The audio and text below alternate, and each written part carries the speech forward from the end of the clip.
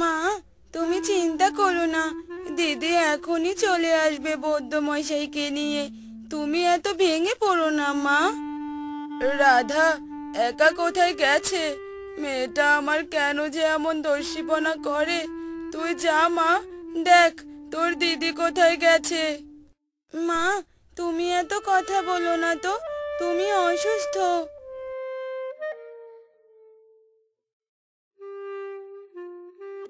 রাধা, মা তুই এসেছিস?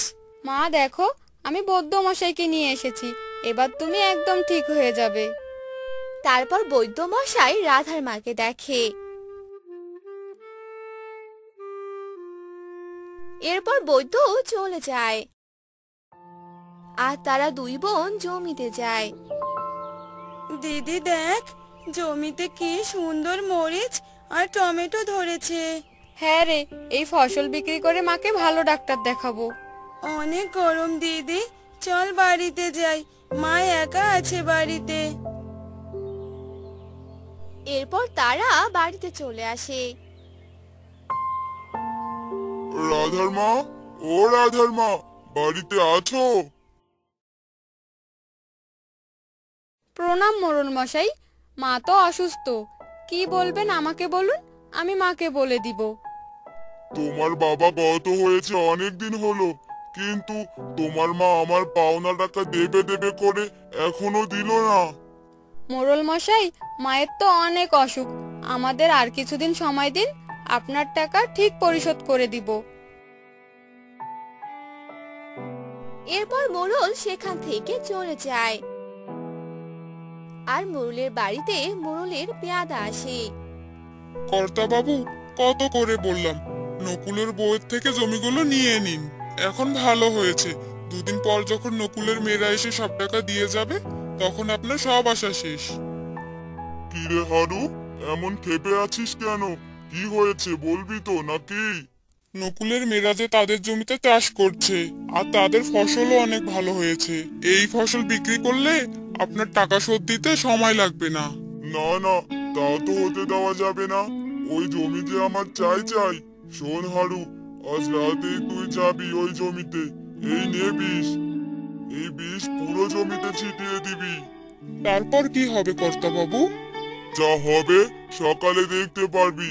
কিন্তু শোন, এই কথা যেন ভুলেও কেউ না জানে, তাহলে কিন্তু তোর রক্ষে নেই।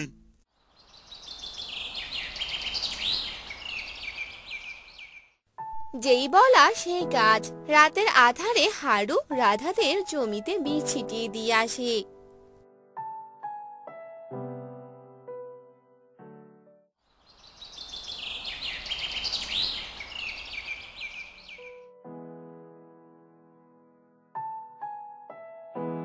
হে ঈশ্বর, এ তোমার কেমন নীলা খেলা! একদিকে মা অসুস্থ, আর মোড়ল মশাই টাকার জন্য চাপ দিচ্ছে, এ সময় ফসলগুলো এভাবে পুড়ে গেল। দিদি, আমরা যে একবারে নিঃস্ব হয়ে গেলাম রে।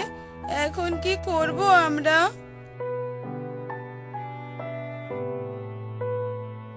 হায় হায়, কিরে রাধা, তোদের জমির ফসল এমন পুড়ে গেল কিভাবে? দেখো না কাকু, কাল বিকেলেও তো ভালোই দেখে গেলাম, আর সকালে এসে দেখি এই অবস্থা।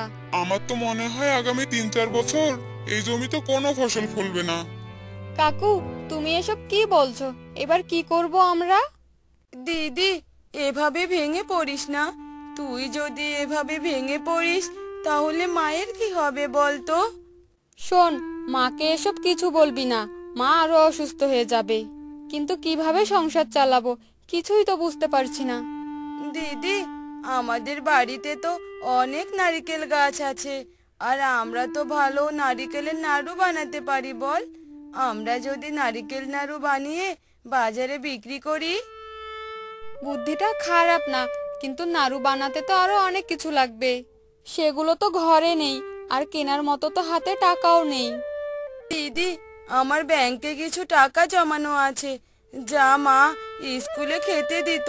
চল গিয়ে দেখি ওই টাকায় কিছু কেনা যায় কিনা।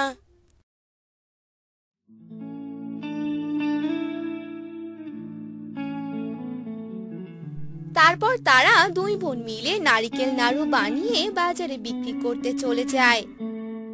আর সেদিন তাদের বিক্রি অনেক ভালো হয় আর তারা অনেক টাকা লাভ করে।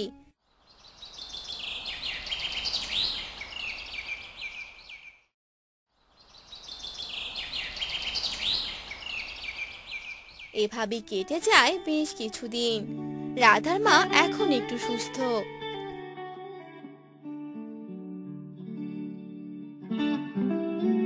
রাধা, রাধা, বাড়িতে আসো।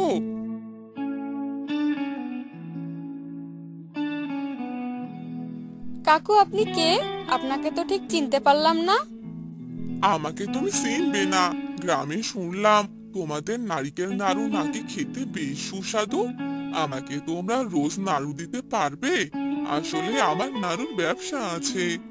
কিন্তু কাকু আমরা তো অল্প অল্প বানিয়ে বাজারে বিক্রি করি, কিন্তু আমাদের কাছে এত নাড়ু বানানোর জন্য তো টাকা নেই। টাকা নিয়ে চিন্তা করো না, এই নাও 10,000 টাকা, পরে আরো লাগলে জানিও। এ কথা বলে লোকটি সেখান থেকে চলে যায়।